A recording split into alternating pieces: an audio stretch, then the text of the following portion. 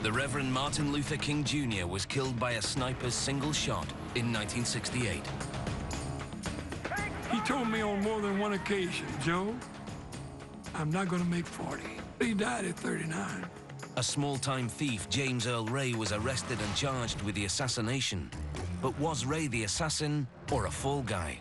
Nobody believes that James Earl Ray is innocent unless they're a fool or a charlatan. Conspiracy theorists claim he couldn't have done it. The shooter was a Memphis police officer. At a desert firing range, ballistic experts reconstruct the distances and angles at the tragic crime scene. These experiments could prove whether James Earl Ray had the ability to fire the fateful shot, as we examine the best evidence.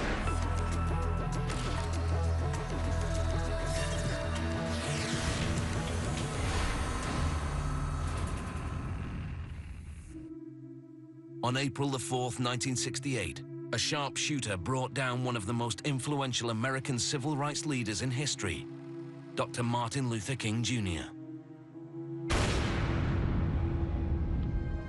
The vast majority of Negroes still feel that the best way to deal with the dilemma that we face in this country is through nonviolent resistance.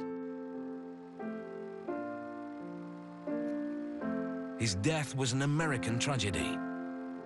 Before long, conspiracy theories began to arise.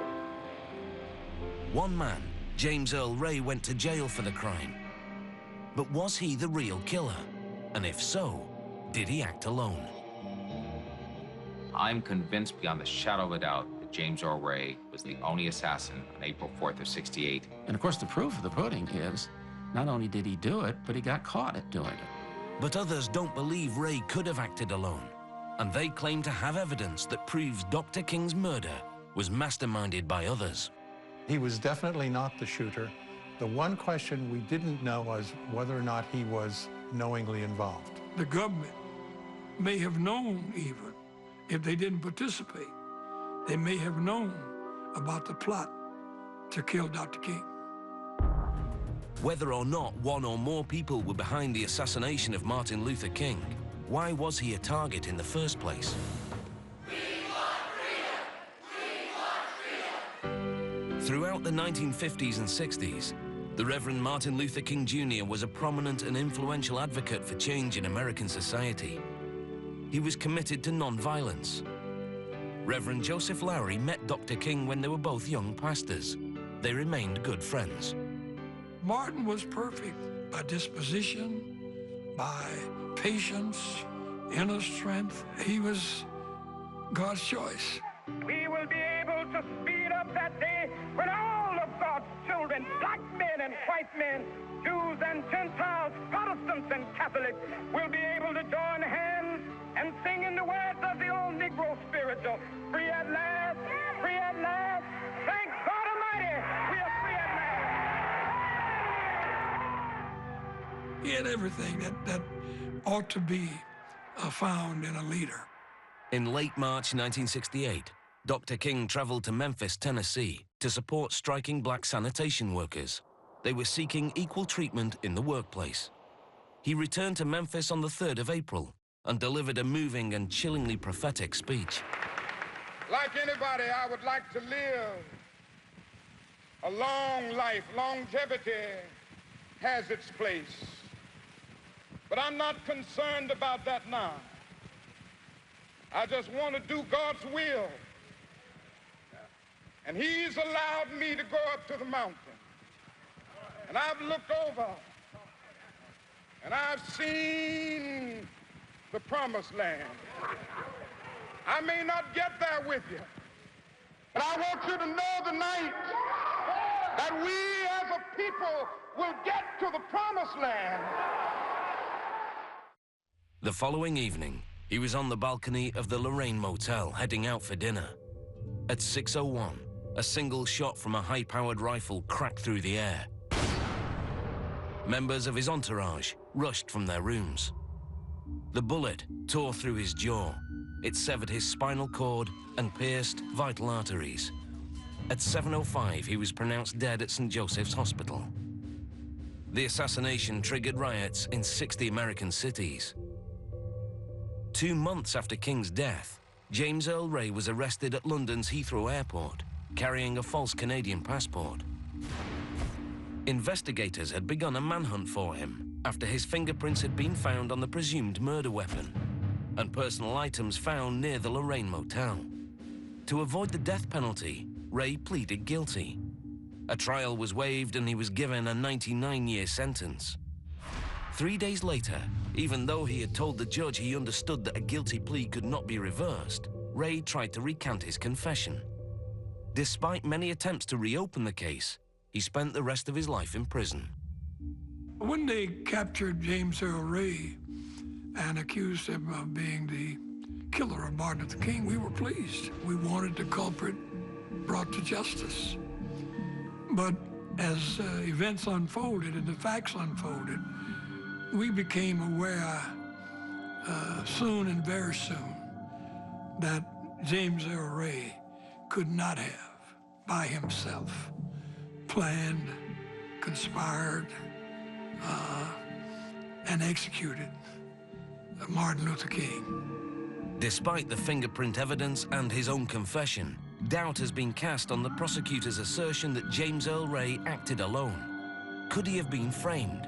And if there was a murder conspiracy, how far did it reach?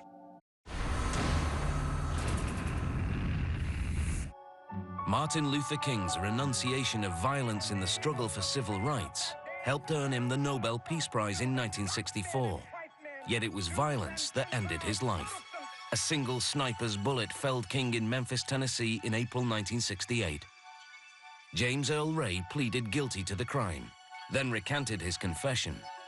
Ever since the assassination, questions have persisted about whether Ray was the killer, and if he was, whether he acted alone. William Pepper, a friend and advisor to Martin Luther King, was convinced Ray had been framed. He became Ray's lawyer and fought to get him released from jail.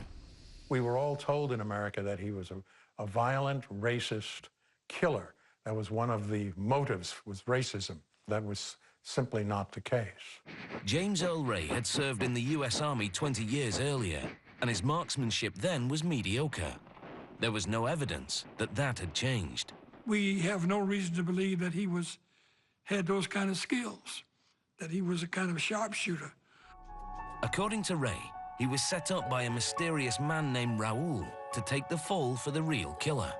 James indicated that he did not kill Dr. King, that he had been set up, he was used as a patsy.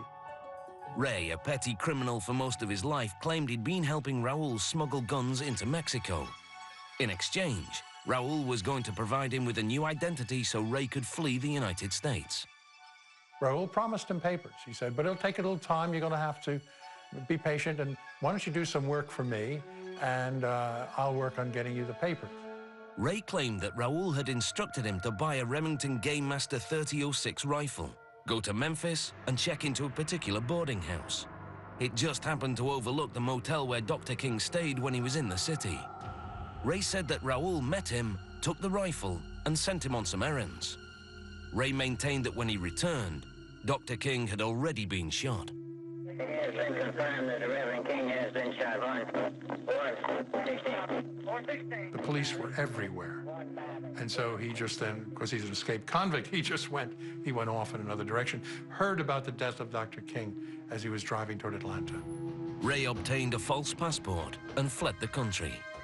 On its own, Ray's story might be an attempt to explain his flight from the crime scene and the incriminating evidence found nearby. But if true, who was Raoul and who else was involved? Martin King was shot by a Memphis Police Department sharpshooter. The operation involved military intelligence. They had King under surveillance throughout his stay in Memphis. They knew what he was doing. It involved Army Security Agency officers who had the rooms bugged and the phones tapped at the Lorraine Motel. While William Pepper's conspiracy theory alleges the involvement of mid- and low-level government officials, many, including King's own family, believe the conspiracy was controlled from higher up. They allege that it was coordinated by none other than J. Edgar Hoover, director of the FBI.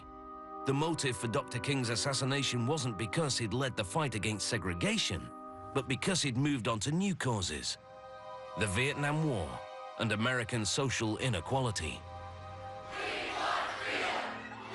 Let us save our national honor, stop the bombing, and stop the war. He was on the road to death with that speech, because he had been a marked man for quite a period of time, but tolerated. In the eyes of his enemies, Dr. King had become a dangerous revolutionary. But not only to the Johnson administration, to those who profited from war, to those who made money from guns and torpedoes and rockets and that kind of thing. FBI Director J. Edgar Hoover disliked Dr. King. He ordered phone tapping and spying, but had failed to discredit King as a leader. I don't know why, but he was so bitter, so determined to discredit Martin. William Pepper thinks Hoover played a role only after the assassination, making sure the evidence pointed to James Earl Ray and not the real killer. Hoover was a part of the group that certainly wanted King out of the way. They wanted him done. Sure, but I mean, this was not a Hoover operation. Hoover had a role to play, and he played his role. That was to cover up the assassination. But many investigators believe there was no need for a cover-up. They claim Ray fired the shot and was rightly convicted. There's no issue as to whether James Earl Ray killed King. He admitted it. Robert Blakey was chief counsel to the U.S. congressional inquiry into the assassination.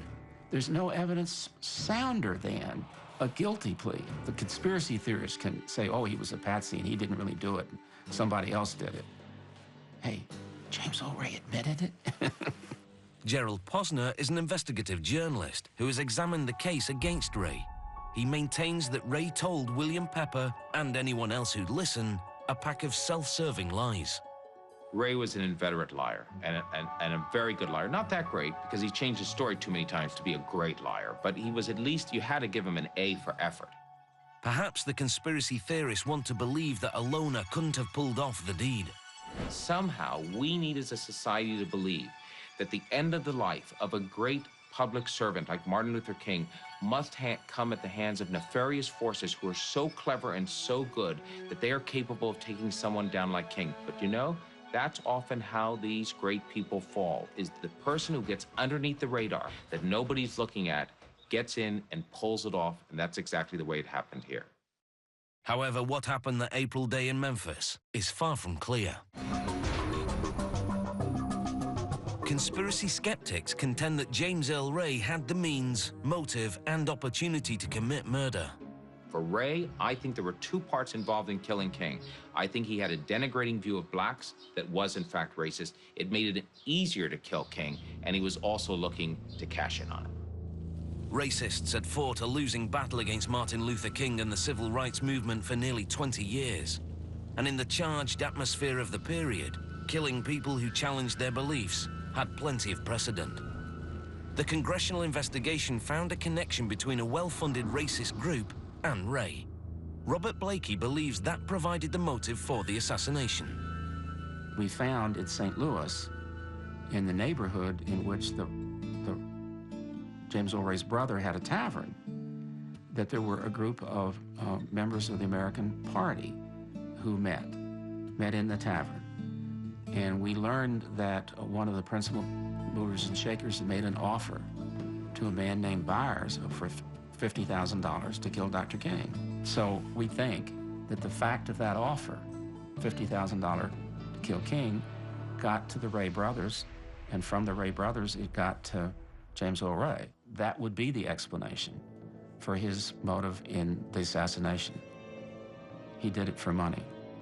Among Ray's possessions found near the scene of the crime was a Memphis newspaper reporting Dr. King's itinerary. All you needed to stalk Dr. King is the ability to read a newspaper. And the newspapers in the South at that time, particularly at that time, followed what Dr. King was doing, what he was saying, and indeed where he was staying. James Earl Ray admitted he had been staying at the boarding house that overlooked the Lorraine Motel. The prosecution claimed that Ray went there to kill King and that he fired the shot from the bathroom. But what about Ray's story that he wasn't there to commit murder at all, but had been set up by a mysterious man called Raoul?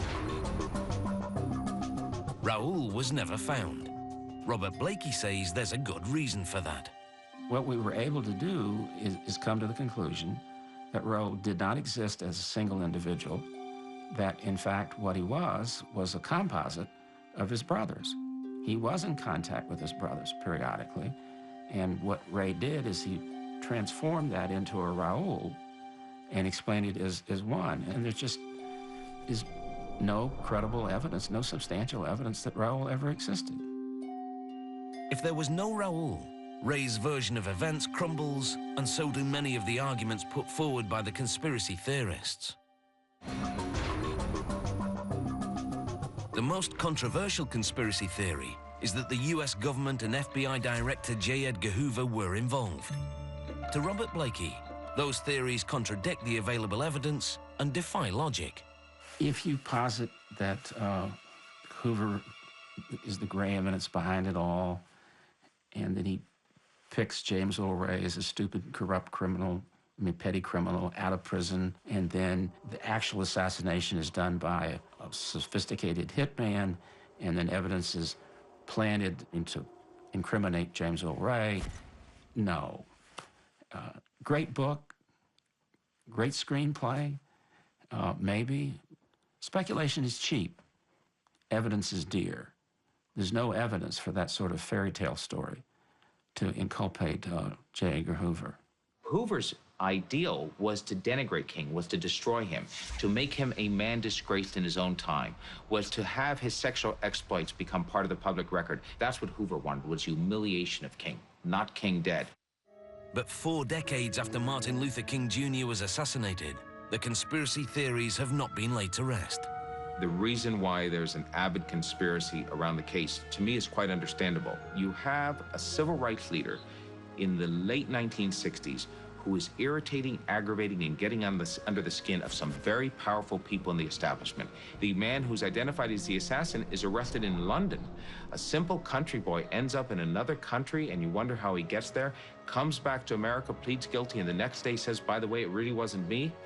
You're off and running again with every conspiracy theory around. And so I'm not surprised the conspiracy theories have flourished around King. Nobody believes that James Earl Ray is innocent unless they're a fool or a charlatan. 2 theories garner most of the attention and divide the conspiracy skeptics and believers. The skeptics believe that James Earl Ray, a racist lone gunman, took a lucky shot from an adjacent boarding house window, killing Dr. King. The conspiracy theorists are convinced that Dr. King was assassinated in a well-planned government hit. It wasn't long before it was obvious to us that there was more to this than James Earl Ray as an individual. But even if a high-level conspiracy seems far-fetched, was James Earl Ray capable of carrying out the assassination? Those that believe Ray was the lone gunman dismissed the idea that it would take a skilled marksman to have killed Martin Luther King Jr. with a single bullet. The shot was not very difficult. Anybody can go to Tennessee and look at the buildings. The buildings are still there. It's sort of reach across and grab. It's not like you have to shoot from miles away. Other factors leading up to the shooting have fueled the conspiracy debate. The Lorraine Motel and adjacent boarding house have been preserved as part of the National Civil Rights Museum. Dr. King was originally scheduled to stay in this ground floor sheltered room area, and his room was changed. At the last minute, he was moved to room 306, which is exposed. And the reason given was so that he would have a view of the swimming pool, which in early April was, of course, absurd. This is one of the simplest facts that is constantly distorted. That King didn't stay at this hotel in the past. False, he had. That his room mysteriously was moved. Not true. His regular room there was room number 306, the room that he had when he was killed. When he came in the first night, there was somebody in that room. They had to put him in another room for the first night, and they moved him the second night over to his regular room 306. No mystery about it. Where were the police? During Dr. King's last visit, there'd been a riot. The emergency TAC 10 unit of the Memphis Police Department had been stationed at the Lorraine Motel with the officers inside the motel. They were removed. They were pulled back from this scene on the day of the assassination, and they were placed up at the fire station and were inside the fire station at the time of the killing.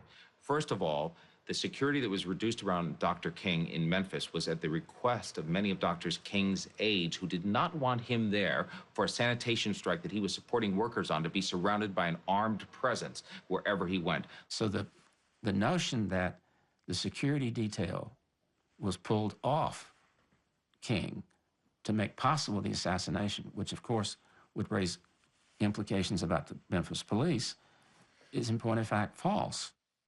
According to William Pepper, the Memphis police altered the crime scene the next day by cutting down the thick brush which he contends hid the real sniper's position.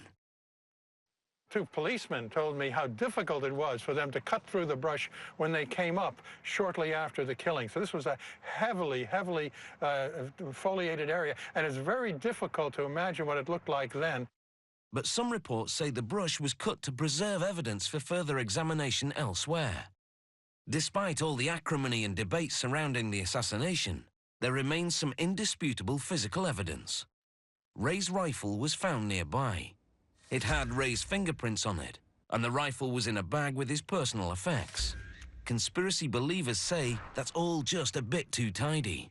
The bundle had items that clearly tied themselves to James. There were some beer cans, I think, that had a fingerprint on it. There was the rifle that had, I think, a thumbprint, because James had handled the rifle. It had a radio with a prison number on it. It was James's portable radio that was James's.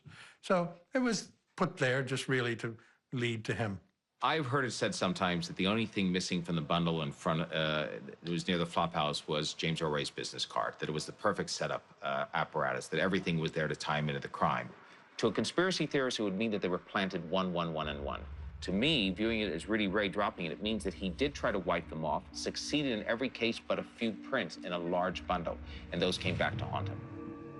If James Earl Ray had set up the assassination attempt on his own, it's reasonable to assume that he would have planned an escape. Some see the discovery of his property and the fingerprints as overwhelming proof of his guilt. But others say it proves just the opposite.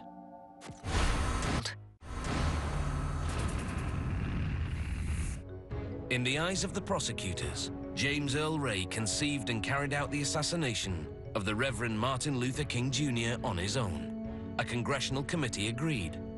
Among the most important evidence to support this point of view are Ray's personal belongings and the murder weapon with his fingerprints, all of which were found near the scene. If you find a case where the evidence is overwhelming, as it was in this case, he drops the rifle, fingerprints, a radio that has his prison ID in it, and you say, oh my God, it's overwhelming that it's Ray. You can't then say, is because it's overwhelming, it's not believable. It must be an indication of a sophisticated conspiracy, that he was set up as a patsy of some sort. The normal principle is you take evidence to mean exactly what it says until you have reason to believe that it is not what it says. But if the rifle was such an incriminating piece of evidence, why would Ray have left it at the scene of the crime? One explanation is that when he leaves the flop house, fleeing the scene of the crime, his Mustang not far away, he's about to get in it, he sees the rear of 2 police cars parked at a firehouse down the road. He has to make an instantaneous decision. If I'm caught right now with the rifle, there's no question, it's over. I'm the assassin. If I put them down here, maybe I can get out of Memphis before anyone finds them without knowing where the fingerprints are. He may not know the fingerprints are there. He may wipe them clean. Only 1 print's on the gun. 1 is on the scope. He may have thought he wiped it clean. So he could get away and not be found. It's a calculated judgment that turns out to be a disaster. He was a 2-for-a-penny crook who had never done anything well. That's why he was in jail for petty crimes. He couldn't do anything well. Ray may have been an inept criminal, but what about his ability as a marksman? Had he learned to shoot during his stint in the army? Everybody going in boot camp and early training is taught how to fire a rifle, and you get a rating. His rating was not a very significant rating. You know, he was not a very good shot. And what about the physical evidence? The bullet that killed Dr. King was retrieved. Did it come from Ray's rifle? The FBI did extensive tests on the rifle with Ray's fingerprints on it, but was unable to say conclusively that it had fired the fatal bullet. Mike Haig is a forensic ballistics expert. Can he explain the FBI's failure to come up with a definitive explanation? We have fired bullets, or bullet, and fragment, and a fired cartridge casing. The fired cartridge casing was identified not only by the FBI in the original examination, but by multiple firearms examiners of high qualifications at later times, as having been fired from the rifle in question, the Remington Model 760 Game Master. So that was identified to the rifle. The projectile, however, could not be identified to the rifle. It was an inconclusive result. That's just the nature of the beast. We can't identify all bullets all the time. In the case of the reported James Earl Ray rifle, it appears we do not have a rifle that reproduces, and it's an inconclusive result. In 1997, Judge Joe Brown presided over a hearing initiated by Ray's lawyers. The hearing specifically focused on testing the rifle. Judge Brown did his own tests with the gun and disagreed with the FBI's earlier findings. Revealed that the gross and unique characteristic signature left on the 12 test bullets by the James Earl Ray rifle was not present on the death bullet.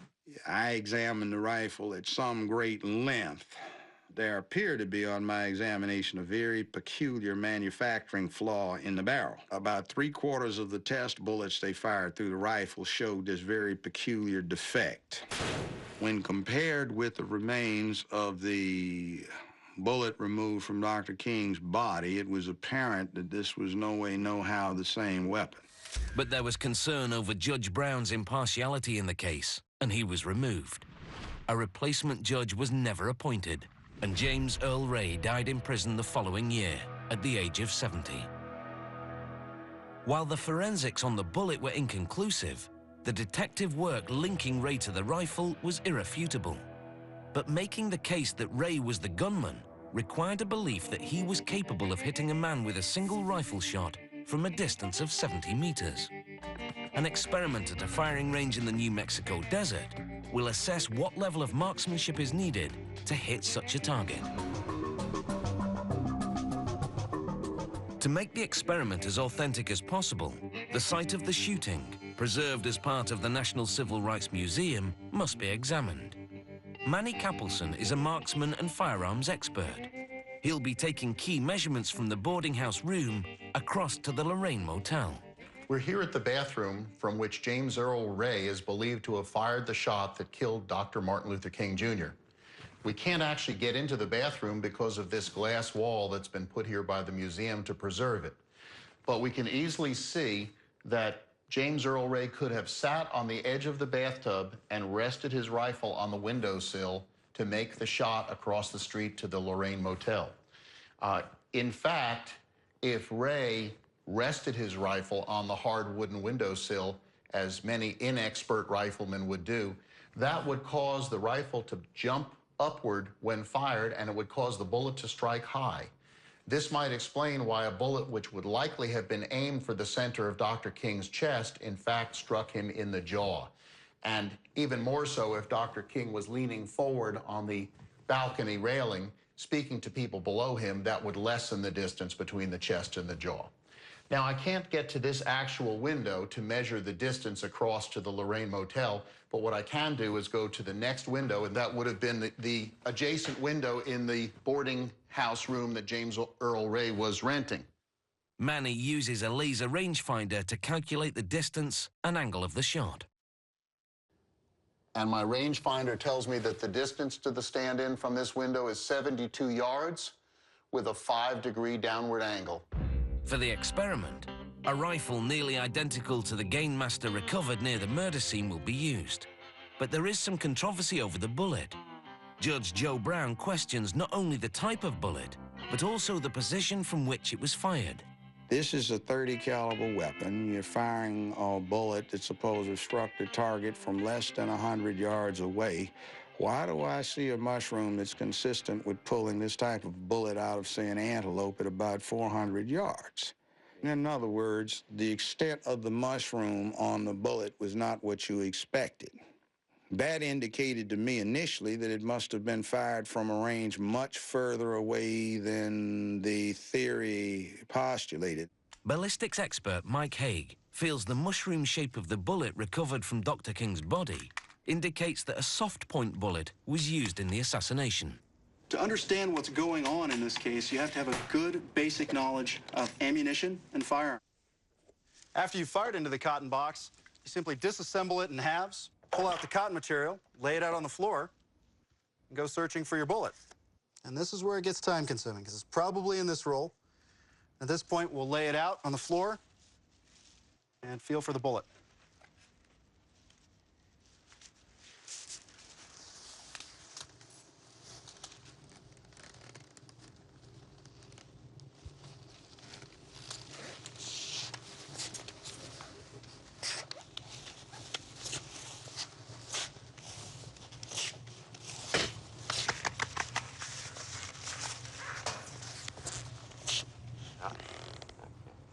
And there's our recovered bullet in relatively pristine shape. Okay, so there we have a start. We've got some agreement in the fine microscopic stria on the sides of these bullets from 2 test-fired bullets from the rifle. This would be a common starting place on the way to an identification. If there's sufficient agreement in these microscopic marks created by accidental, random imperfections on the inside of the barrel, I could come to the conclusion of an identification. This particular bullet was fired from this rifle amongst all others. However, even if the class characteristics, the caliber, the number of lands and grooves, the direction of twist, these common characters between the same make and model of guns were in agreement, if there was sufficient disagreement in these fine microscopic marks, I still might come to the conclusion of an exclusion. The bullet was not fired from this particular rifle. But just like in the King case, we can also have situations where bullets are not being marked reproducibly or with sufficient quantity and quality of marks to even identify test fires to each other. This leads us to the inconclusive category of result, the I don't know result. It doesn't mean it was, it doesn't mean it wasn't. And it's certainly not an uncommon instance in forensic science and in forensic firearm and toolmark examination to come to a conclusion of this type. Within the bullet family, especially when dealing with rifles, there are 2 predominant types of bullets or projectiles. Here we've got a full metal jacketed bullet, which would have copper jacketing material up and encompassing the nose of the projectile. Where here we have a soft point bullet. You can actually see the gray at the nose of the projectile, which is lead. When a bullet of this type, the soft point type, strikes tissue, water, liquidy material such as that, it will actually collapse and the nose of the bullet will increase in cross-section or surface area. The main purpose of a bullet like this is a hunting round. Increasing the surface area also increases the wound path or the damage path. A soft point bullet fired into tissue will wind up looking something more along the lines of this, with the exposed lead nose and a greater surface area. And in fact, this bullet, fired into a water tank, is very similar to the bullet recovered from Dr. King. At the firing range, the components for the test are being assembled.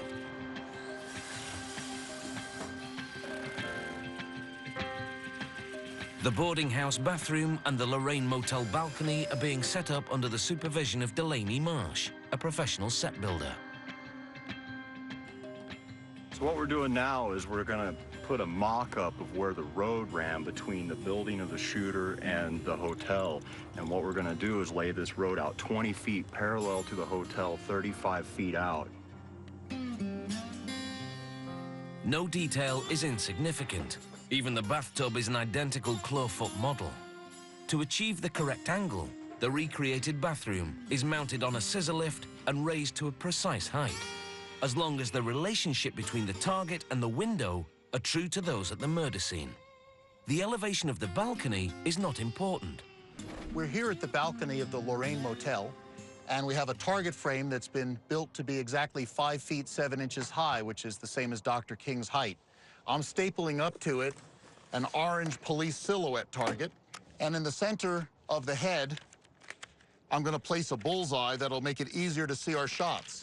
Now, although Dr. King was hit in the right side of his jaw, I think it's unlikely that any shooter purposely aimed for the jaw. A shooter would naturally aim for the center of the head. That discrepancy between the center of the head and the jaw, a few inches, could be caused by shooter error. It could be caused by Dr. King moving slightly as the shot was being fired, or by the rifle not being perfectly sighted in. A blue tarpaulin represents the motel swimming pool. Past that, rows of stakes delineate Mulberry Street. To the crew, the distance looks a lot longer on the ground than it did on paper. Just how skilled would a marksman have to be to hit a target from that far away? Manny is ready to give it a try. Okay, Delaney, let's take the scissor lift up and try to duplicate that 5-degree downward angle. I think we need to be up about 16, 17 feet.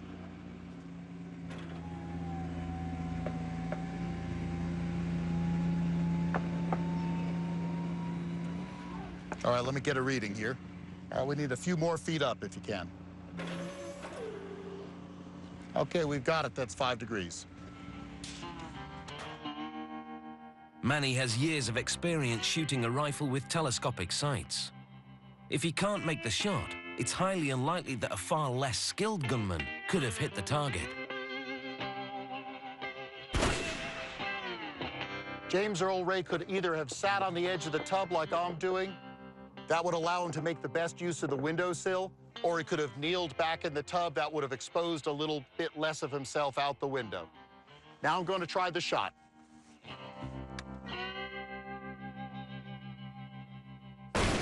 How well did the marksman do?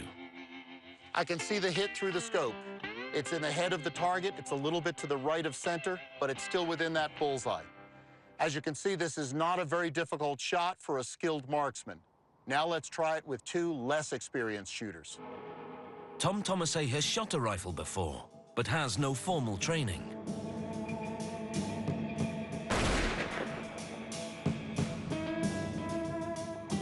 Can you see where you hit on the target, Tom? Yes, I hit high in the middle of the black. Very good. What you see here is even a less experienced rifle shooter has hit the head of the target. Okay, last up we have Mike. Mike has no experience shooting a rifle. Now, Mike, this is a .30 caliber rifle. It's going to recoil a little bit into your shoulder. It shouldn't hurt you, but don't be surprised by it, okay? Just take it easy and do what I tell you. Why don't you get into position, look through the scope and see what you can see, and see if you can aim at the center of that target. You see it there? Mm-hmm. Yes, I can. Okay, I'm going to put the bullet into the chamber for you. And now slide the forend forward to close the rifle action up. Okay, now don't touch the trigger till you're ready to shoot. Put the crosshairs on the head of the target. Squeeze off a good, gentle, careful shot. Don't anticipate the shot, just let it happen. Slowly, easily. Mike made a beginner's mistake. When he fired, his forehead was too close to the scope. You actually got hit by the edge of the scope. You got a little blood right here. Yeah. Okay. Mike, can you see what you hit? Look through the scope, see if you can spot the hit. Yes, it looks like I've hit the target in the middle. Very good. We'll go take a look. At 70 meters, it appears that Mike, who has no experience with rifles, has hit the target. If that is confirmed, it would suggest that someone with James Earl Ray's skill could easily have killed Dr. Martin Luther King Jr.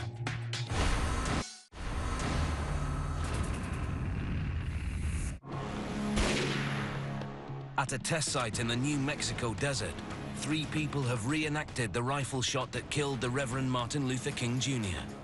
The last to fire was not familiar with guns. If he hit the target, it supports the case that James Earl Ray could have assassinated Dr. King with a single bullet. Well, here you go. 3 different shots, 3 different levels of marksmanship ability, and all of them hit the head of the target at that distance. There's some debate over whether James Earl Ray was a good rifle shooter or not. But what we've just proven is that any shooter with almost any level of marksmanship ability could hit the target at this distance. If James Earl Ray had wanted to make this shot from the bathroom window of the boarding house, he could have done it. What does this mean for those who believe Ray could not have been the gunman? The experiment shows that Ray could have hit the target. But for Dr. William Pepper, there's something that still doesn't add up. It's clearly not possible to match the rifle to the death slug. That is the outstanding point that must be made. This is not the murder weapon. This is a throw-down gun. James Earl Ray may have been used by those who masterminded the plot, but to say he was the planner and conspirer and chief bottle washer is ridiculous. How did the skeptics interpret the experimental evidence? The fact that this was a straightforward and fairly simple shot adds, in my view, evidence to the case that somebody like Ray could have done it, and in my view, did in fact do it. There's no question if this had been a complicated, much more complicated shot, you would then have to question his ability in a much more rigorous manner. And what about Ray being part of an elaborate plot? It is implausible to me to think that any sophisticated group would have selected James Earl Ray to kill Dr. King when they had an option of selecting far more sophisticated people who would have done it in a better way. If it had been a professional hit, they wouldn't have caught the person who did it. There are those who are still convinced that it took many fingers to pull the trigger on April the 4th, 1968. The probability of James Earl Ray being a lone gunman is less than 10%. In 1993, a man named Lloyd Jowers, who owned a restaurant near the boarding house, confessed to participating in a conspiracy to kill Dr. King. We entered into negotiations with his lawyer and with him that if he would tell the story to us, myself, the King family, that we would not seek to have him prosecuted. Lewis Garrison was Lloyd Jowers' lawyer. He says his client helped to hide the real murder weapon on the day of the assassination.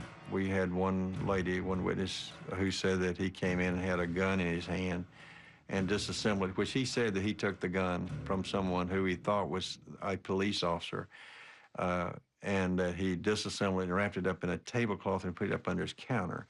And that's where he stayed until the next day when someone came to get it. William Pepper and the King family sued Jowers in civil court. It took the jury 59 minutes after 30 days of trial to come back in and find for the King family against Lloyd Jowers and naming agents of the government of the United States, state of Tennessee, city of Memphis, giving Lloyd Jowers 30% liability and all the others a total of 70% liability for the assassination of Martin King. Ultimately, the trial did little to separate fact from conjecture. A civil ruling does not assign criminal guilt, and skeptics scoff at Jowers' admission. I believe today that Lloyd Jowers thought he was going to get part of a $300,000 deal from Hollywood that would buy this story, make it big, and make him wealthy. Lloyd Jowers is full of hot air. He was thoroughly investigated by the Memphis District Attorney's Office, and if his story had held up, he would have been indicted for murder. Jowers' lawyer insists he wasn't motivated by greed. They said it was a hoax and that everybody was trying to get money and all that kind of thing. Mr. Jowers never tried to get any money, published anything. He never did anything to pursue this. It was always someone coming to him. The King family was seeking only one thing. The family had always wanted to know what the truth was. They hadn't wanted to have retribution or punishment. Even at the trial, the only damages the family wanted was the amount of the money that it took to bury Martin King. And that was the only award that they sought. They simply wanted closure. They wanted the truth, wanted to put this to rest. In the church where Dr. King and his father both worked, his message lives on, handed down to the next generation by Reverend Lowry and other preachers who have followed. We may not know who killed Martin, but we know what killed him. Racism, greed, violence, hatred. These are the factors that lead to assassination, to death and destruction. Even members of Martin Luther King's family, including his son Dexter and his widow Coretta Scott King, believed that James Earl Ray was innocent and campaigned on his behalf for the case to be reopened. But until new evidence emerges, the questions surrounding the assassination will always remain.